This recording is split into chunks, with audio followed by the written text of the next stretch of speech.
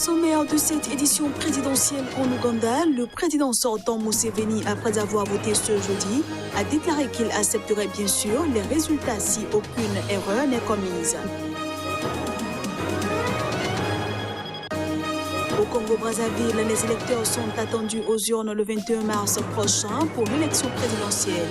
Le chef de l'État congolais Denis Sassou Nguesso a convoqué le corps électoral à cette date. Et puis au Burkina Faso, le ministre de la Réconciliation nationale et la cohésion sociale a démarré les consultations en rencontrant les responsables du collectif contre l'impunité et la stigmatisation des communautés.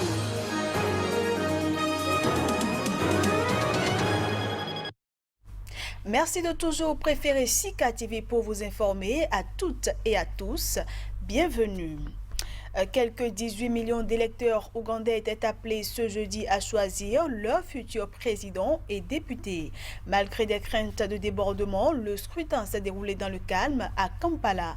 Alors que les bureaux de vote ont fermé, le dépouillement de l'élection présidentielle a commencé. Les premiers bureaux de vote ont fermé peu après 16 heures dans la capitale Kampala, où certaines urnes ont immédiatement été ouvertes pour faire un premier décompte devant la foule en signe de transparence. Les Ougandais ont voté jeudi lors d'un scrutin sous haute surveillance et apparemment calme pour départager le député et chanteur de raga Bobi Wine et le président sortant Yoweri Museveni qui brigue un 6e mandat après 35 ans de pouvoir. En dehors de la capitale, le scrutin s'est déroulé dans le calme avec une forte présence des forces de sécurité selon les premiers retours de certains districts. Se prononçant sur le scrutin, Bobi Wine a affirmé que plusieurs observateurs électoraux de son parti ont été arrêtés dans la matinée et a dénoncé les dysfonctionnements de certaines machines biométriques utilisées pour vérifier l'identité des votants. Bobi Wine a également indiqué dans un tweet que son téléphone a été bloqué et qu'il ne peut pas recevoir ou passer d'appels. L'ancien chanteur et député n'a donné aucun détail dans ce message posté sur Twitter malgré la censure des réseaux sociaux imposée par les autorités qui affirment que l'élection s'est globalement déroulée dans le calme. Jeudi soir, le président de la commission électorale, Simon Biabakama, a estimé que le vote s'est généralement déroulé dans le calme dans tout le pays. Ce qu'a aussi confirmé le porte-parole de la police, Fred Enanga. Ce double scrutin présidentiel et législatif placé sous haute surveillance s'est déroulé sans accès ou presque à Internet, largement perturbé, pas plus qu'aux réseaux sociaux et services de messagerie suspendus depuis mardi. Les résultats de l'élection seront connus d'ici samedi 16h selon la commission électorale. Et en attendant les résultats, le président sortant Yoweri Museveni qui a voté lors des élections présidentielles et législatives a, à l'issue de son vote, déclaré qu'il accepterait bien sûr les résultats si aucune erreur n'est commise. On le suit. Je félicite tous ceux qui ont voté et que le pays soit en paix. Personne ne devrait essayer d'apporter la violence.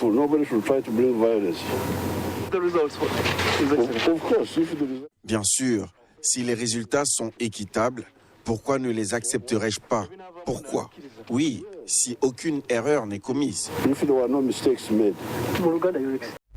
Au Congo-Brazzaville, les électeurs sont attendus aux urnes le 21 mars prochain pour l'élection présidentielle.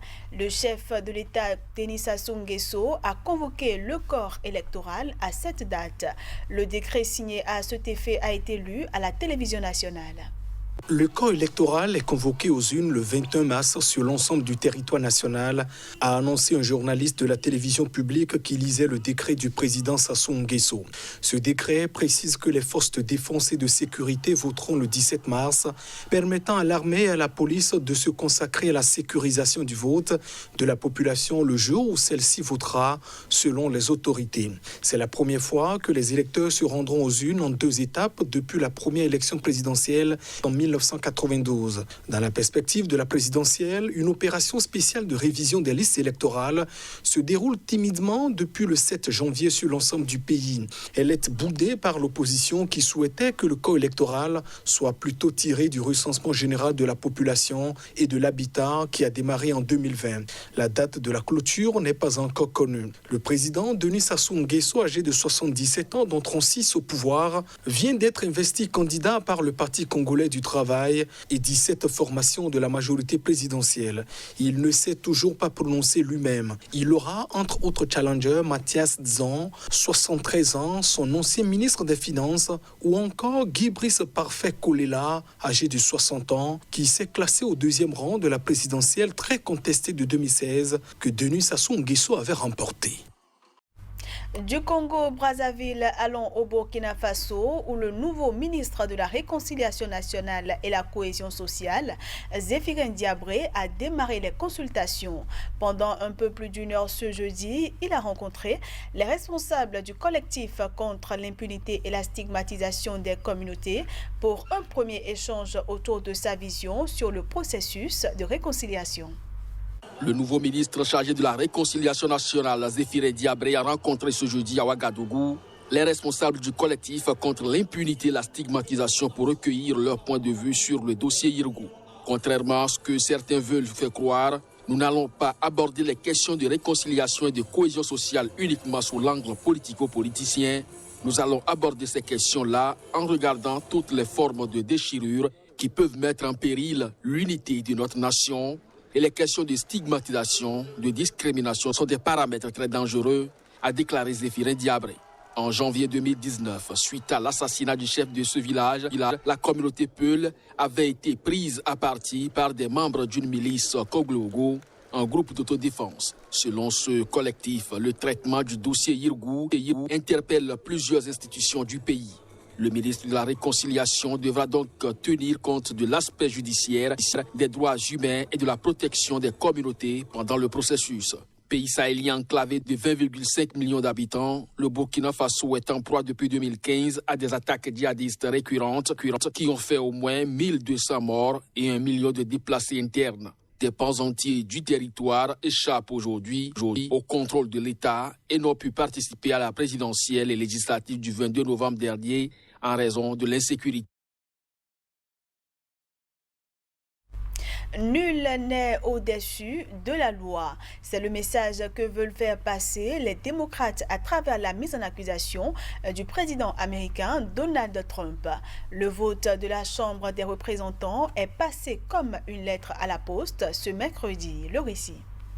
La Chambre des représentants, dominée par les démocrates, s'est prononcée mercredi en faveur de cet impeachment historique par 232 voix contre 197. Le milliardaire républicain Donald Trump, âgé de 74 ans, qui cédera la place le 20 janvier à Joe Biden, 78 ans, est accusé d'avoir encouragé l'assaut donné le 6 janvier par ses partisans contre le Capitole, qui a fait 5 morts et ébranlé la démocratie américaine. Il doit partir. Il est un danger évident et immédiat contre la nation que nous aimons tous, avait déclaré peu avant Nancy Pelosi, la présidente démocrate de la Chambre, l'accusant d'avoir incité à cette insurrection, cette rébellion armée. Dans une vidéo diffusée par la Maison-Blanche, Donald Trump a appelé depuis le bureau ovale les Américains à l'unité, sans mentionner son second infamant renvoi en procès. Et s'il ne reconnaît toujours pas la moindre responsabilité dans la violence de la semaine dernière, il a assuré que leurs auteurs ne pouvaient pas être ses véritables partisans. À quelques jours de son départ en Floride, où il devrait entamer sa nouvelle vie d'ex-président, Donald Trump apparaît très isolé. Contrairement à l'acte d'impeachment dans l'affaire ukrainienne, il y a plus d'un an, adopté par les seuls démocrates, 10 députés républicains ont voté cette fois-ci en faveur du renvoi en procès. Ce vote marque l'ouverture formelle de la procédure de destitution contre Donald Trump et il appartient désormais au Sénat de le juger. Et c'est la fin de cette édition que je vous remercie d'avoir suivi.